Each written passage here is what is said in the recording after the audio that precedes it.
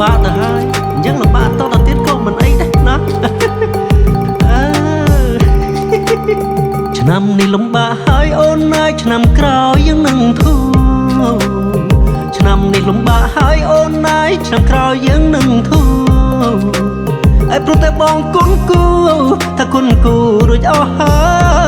យអញអ្នកថាបងគុណគូហើយជើងលេខក៏ប្រាប់អញ្ចឹងហើយឆ្នាំនេះមានប៉ុណ្ណាស្រីស្រស់ជីវ៉ាយើងចាយប៉ុណ្ណឹងហើយឆ្នាំនេះមានប៉ុណ្ណាស្រីស្រស់ជីវ៉ាយើងចាយប៉ុណ្ណឹងអណែបើប្រលឹងអូនទ្រាំបន្តិចទៅអណែបើប្រលឹងថាអូនទ្រាំទៀតសិនទៅអណែក្រោយពេលភ្លៀងរួចអូនណាយមិនក៏គង់ស្រឡាញ់តែតិចទៀតស្រឡាញ់ក្រោយពេលភ្លៀងរួចអូនណាយមិនគង់តែស្រឡះទៅណោអាគុំគិតផ្ដេកផ្ដាំងមើលចាស់ចាស់ណោពីពើហើយគុំគិតផ្ដេកផ្ដាំងមើលចាស់ចាស់ណោគាត់អោននឹងគ្នាត្រឹមជប់រឿងប៉ុណ្ណឹងតិចថាយើងពិសេសធ្ងន់ជាងគេក្រលំបាកប៉ុណ្ណឹងតិចថាយើងពិសេសធំជាងគេអាគីគេជប់ទៅគេដែរមានស្នេហ៍មានអីខុសគ្នាហើយគិតតែធម្មតាទៅរស់នៅត្រូវដោះស្រាយតាមវេលា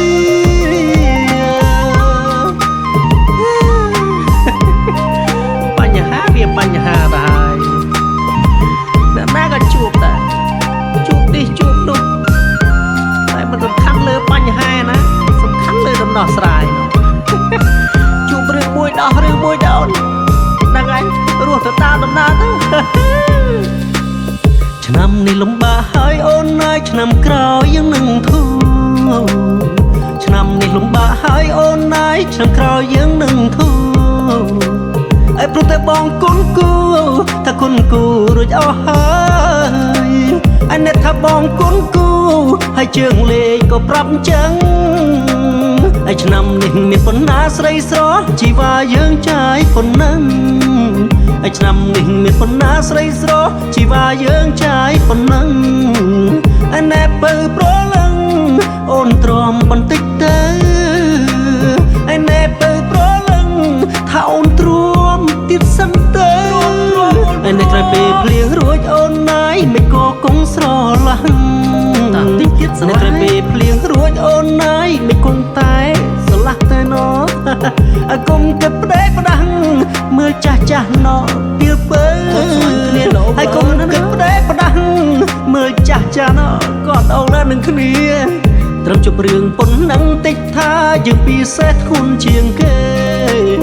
ក្រលំបាកប៉ុណ្ណឹងតិចថាយើងពិសេសធំជាងគេអាគីគេជប់ទៅគេដែរមានស្នេហ៍មានអីខុសគ្នាហើយគិតតែធម្មតាទៅរស់នៅត្រូវដោះស្រាយតាមវេលាបងដឹងហើយថាសុភមង្គលវាពិតជាត្រូវការលុយកាក់អញ្ចឹងហើយក៏ប៉ុន្តែសុភមង្គលនៅក្នុងគ្រួសារវាមិនមែនថាទៅលើលុយប្រមុខទេមើលមីងមើលពូណោគាត់ជីវភាពក៏បាក់បែកយើងក៏ប៉ុន្តែគាត់ចេះគ្រប់ណោគាត់សប្បាយលោកនឹងគ្នាមីងឯមីងពួយ